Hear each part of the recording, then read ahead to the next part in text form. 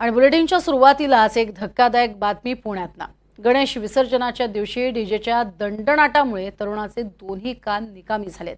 सागर मोरे असे या तरुणाचं नाव आहे. तो 32 वर्षांचा आहे. डीजेमुळे सागरचा एक कान 95% तर दुसरा कान 85% निकामी झालाय.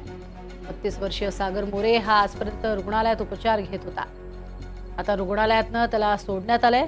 सागर हा ठाकरे गटाचे नेते वसंत मोरे यांच्या शूर शिवबा गणेश मंडळाचा कार्यकर्ता आहे. या घटनेनंतर कधीही डीजे लावणार नाही अशी प्रतिज्ञा आता वसंत मोरेंनी केली आहे. या सगळ्या संदर्भात सागर मोरे आणि त्याच्या कुटुंबियांशी बातचीत केली आहे आमचे प्रतिनिधी राहुल कुलकर्णी यांनी.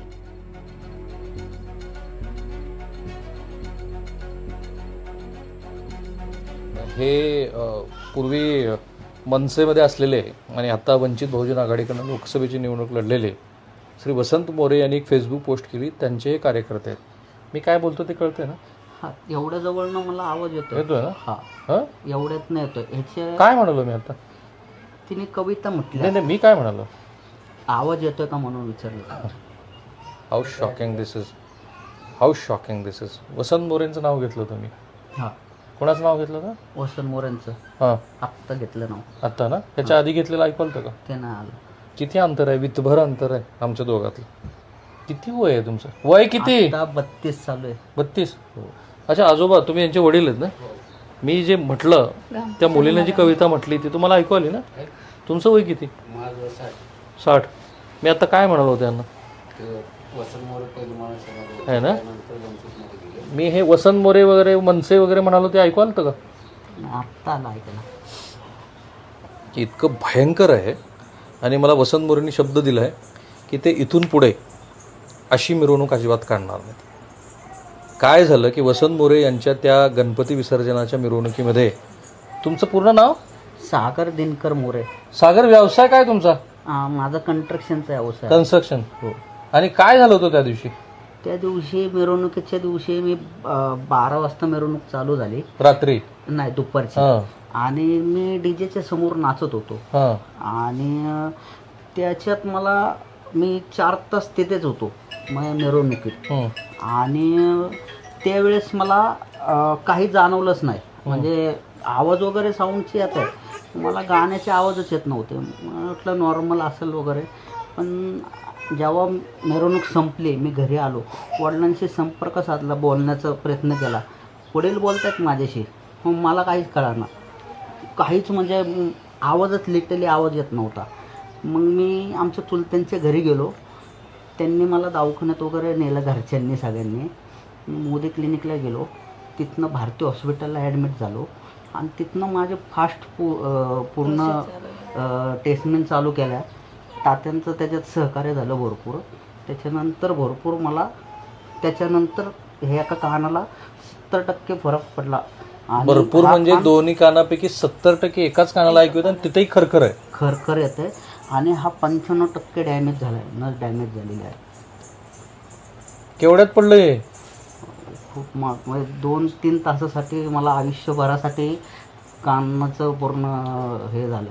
ॲक्च्युली 2 बारक्या पोरी आहेत, घर सगळं माझ्यावरती चालतंय. वडिलांचं वय झालेलं आहे. पुढं कसं होणार, काय होणार, काहीच कळणार. पुढं जाऊन पुढं काय करायचं आता. तिला आता एवढ्या डिस्टन्समधनं आवाज येतोय, पण असं थोडं लांब थांबलं ना, काहीच ऐकायला येत नाही. घरातनं पण आवाज दिला तरी ऐकायला येत नाही. टी व्हीचा पण आवाज येत नाही, बारीकसुद्धा. पण आता काय होईल, कसं होईल आता पुढं. हे तुमचं छोटं बाळ आहे? हा, हे बारकी. काय नाव आहे? इच्छा 9व्या सागर मोरे. आणि त्या दुसऱ्या अजून आता कविता? ती माझी मोठी पोरगी आहे, तिचं केतकी मोरे. किती खर्च आला सागर?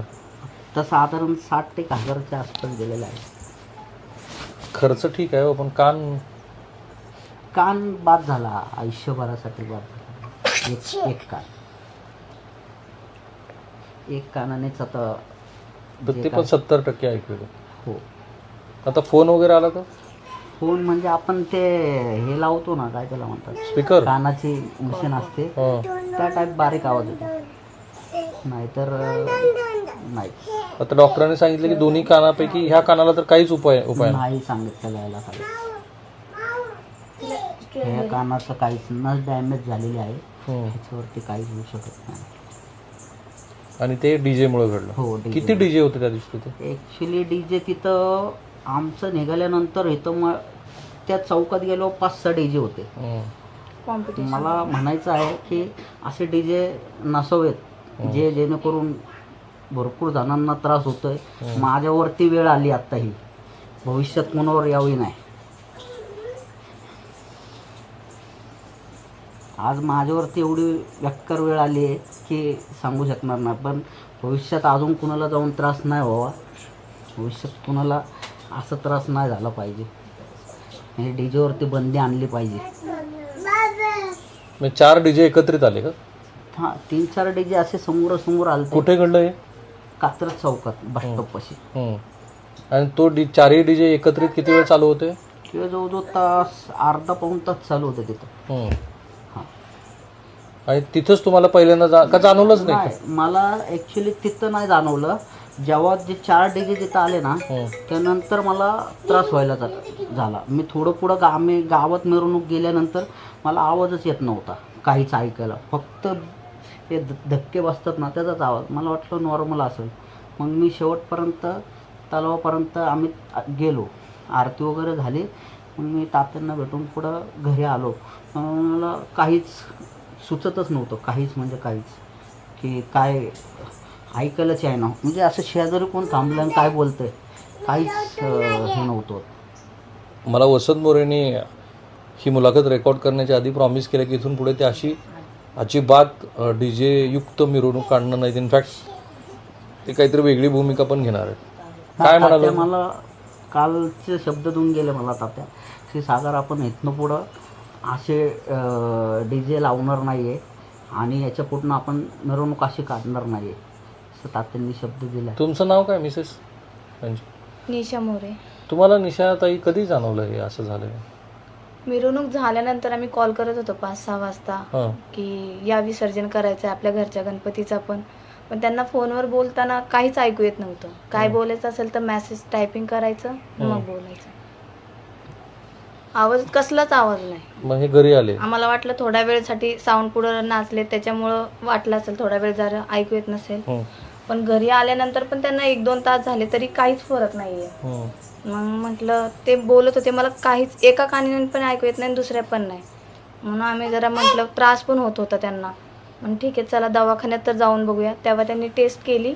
त्यांनी सांगितलं की 95% तुमचा एक कान डॅमेज झालेला आहे. दुसरा कान आहे तो बघू आपण, तो 60% डॅमेज झालाय सांगितलं. पण काय असेल ते आपण गोळ्या औषधाने करू, रोजची पण सलाईन. आता हे ह्यांचा हा कान दुरुस्त होणार आहे की नाही? हा गॅरंटी नाही दिलेली. हा तरी होईल, गॅरंटी नाही दिलेली. आता कालपर्यंत सगळी ट्रीटमेंट झाली, 1 आठवडा ऍडमिट होते भारती हॉस्पिटलला. तेव्हा आता कुठे 20% कव्हर झालाय. होईल पण थोडंसं उशीर लागेल असं सांगितलं त्यांनी.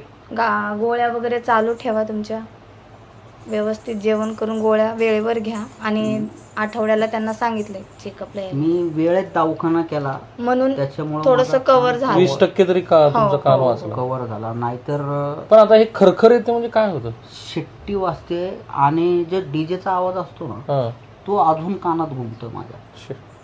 अजून म्हणजे पूर्ण मला हेच होतं आणि असं मध्ये अशी चक्कर आल्यागत होतं. 2-3 दिवस तर आम्ही अक्षरशः पेजवर लिहूनच त्यांना सांगितलंय. 3 दिवस डॉक्टर काय बोलले काय नाही. मला काही बोललेलं म्हणजे कळतच नव्हतं. असं पर कानात बोललं तरी मला मग हे लिहून देत होते पेजवर की काय हे काय बोलले. असे 3-4 पानं भरले मला त्यांनी. आहे का ते लिहिलेलं बघू? ते ॲक्च्युली आता दवाखान्यातच राहिलं ते. जेवढं मला लिहून दिलं तेव्हा मी ते वाचायचं, मग यांच्याशी संपर्क साधायचा. हे बघा, डॉक्टर काय बोलले काय नाही बोलले. बिगारी पाहिजे, पाहुण्याला बिगारी पाहिजे वगैरे हे वडिलांनी लिहून दिलं. हा, कामावरचं संदर्भ. भयंकर आहे हे सगळं. आणि दरवर्षी आपण तुमचा गोपाळकाला असू द्या, तिथं जे तरुण खाली पडतात आणि अनेक जण तर आयुष्यभरासाठी अपंग झाले आहेत. सागरच्या आयुष्यामध्ये पण हा एक प्रकारचा कठीण काळ आहे. आपण आशा करू की कुठल्या ना कुठल्या आधुनिक उपचाराने काही ना काहीतरी व्हावं. अर्थात ती त्यांना स्वतःलाच त्याची आशा नाही आहे, पण महाराष्ट्रातले जे कोणी धुरीण आहेत, जे नियोजन करत आहेत, त्यांनी बघायला पाहिजे. आणि बरेच जण तर ह्या सगळ्या मिरवणुकीतल्या गोष्टींचा धर्माशी सुद्धा संबंध लावतात. तर हे सगळे प्रकार बघितल्यानंतर किमान काहीतरी आपण पथ्य पाळायला हवीत.